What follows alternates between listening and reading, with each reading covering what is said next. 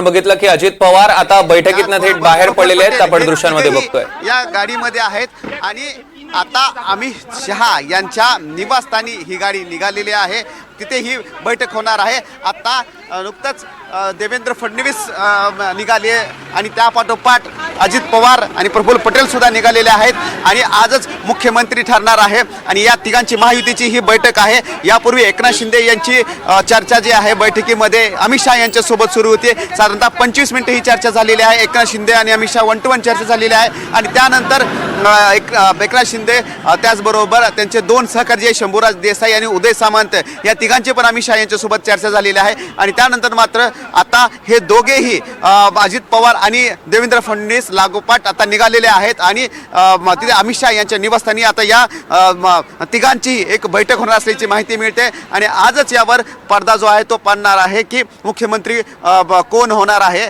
आणि या संदर्भामध्ये शिक्कामोर्तब होणार आहे। परंतु या तिघांनाही समोरासमोर आता बसवलं जाईल आणि सर्व जे एकनाथ शिंदे यांनी एक 4 दिवस हे संपूर्ण ताणून धरलं होतं, तर ते यावर एकनाथ शिंदे यांची मनधरणी करण्यात आलेली आहे का, कोणती खाती देण्यात आलेली आहे हे सर्व ठरणार आहे आणि देवेंद्र फडणवीस हेच पुढचे मुख्यमंत्री असतील का यावर सुद्धा शिक्कामोर्तब होणार आहे। दरम्यान आपण बघितलं की अजित पवार आणि देवेंद्र फडणवीस यांच्यामध्ये तब्बल 25 मिनिटात चर्चा झाली आणि आता त्यांच्यातली बैठक संपलेली आहे। दोघेही बैठक संपवून आता निघालेली आहेत हा फायनल निर्णय घेण्यासाठी की मुख्यमंत्री कोण होणार। एकीकडे आपण बघितलं तर अमित शहा आणि एकनाथ शिंदे यांची बैठक सुरू झालेली आहे, दुसरीकडे आपण बघितलं तर तटकरेंच्या घरी अजित पवार आणि फडणवीस यांची बैठक सुरू होती। त्या दोघांमधली चर्चा आता संपलेली आहे। तब्बल 25 मिनिटं त्यांच्यात चर्चा झाली आणि त्यानंतर आता दोघेही अमित शहांच्या भेटीसाठी निघालेले आहेत। तिथे माहितीच्या नेत्यांची बैठक होईल। अगदी काही क्षणामध्ये अमित शहांसोबत माहितीच्या नेत्यांची बैठक होणार आहे। आपण बघितलं की अजित पवार आणि फडणवीसांमध्ये तब्बल 2 तास चर्चा झाली आणि ती आता अखेर चर्चा संपलेली आहे, बैठक संपलेली आहे। या बैठकीमध्ये नेमकं काय घडलं त्याचे आपण अपडेट्स घेणारच आहोत। मात्र तटकरेंच्या घरी ही बैठक सुरू होती आणि या चर्चेतनं अर्थातच मंत्रिमंडळाबाबत चर्चा झाली असण्याची शक्यता देखील वर्तवण्यात येते। आता मुख्य चर्चा होणार आहे ती म्हणजे मुख्यमंत्री पदाबाबतची आणि त्यासाठी दोघेही आता निघालेले ते अमित शहांकडे। अमित शहा आणि एकनाथ शिंदे यांच्यात सुद्धा आता आपण बघितलं काही वेळापूर्वी चर्चा झाली आणि त्यानंतर अजित पवार आणि देवेंद्र फडणवीस आता त्यांच्या भेटी घेतील आणि या अंतिम बैठकीमध्ये महाराष्ट्राचा मुख्यमंत्री कोण होणार याचा अंतिम निर्णय घेतला जाईल।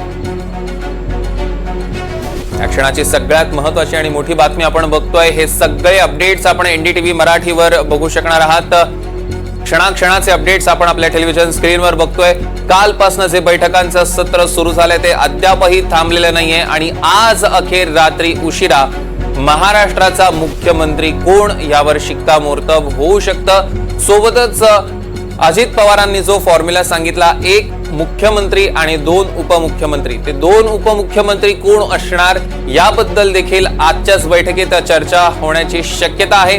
कारण मुख्यमंत्री पद जर देवेंद्र फडणवीसांना मिळालं तर मग एकनाथ शिंदे उपमुख्यमंत्रीपदी विराजमान होणार का, की एकनाथ शिंदेच्या शिवसेनेकडनं कोणी दुसरा चेहरा दिला जाणार हे देखील बघणं तितकंच महत्त्वाचं ठरणार आहे। आत्ताच जर आपण दिल्लीतलं चित्र बघितलं तर एकनाथ शिंदेसोबत त्यांचे 2 सहकारी आहेत, एक म्हणजे शंभूराज देसाई आहे आणि दुसरे म्हणजे उदय सामंत।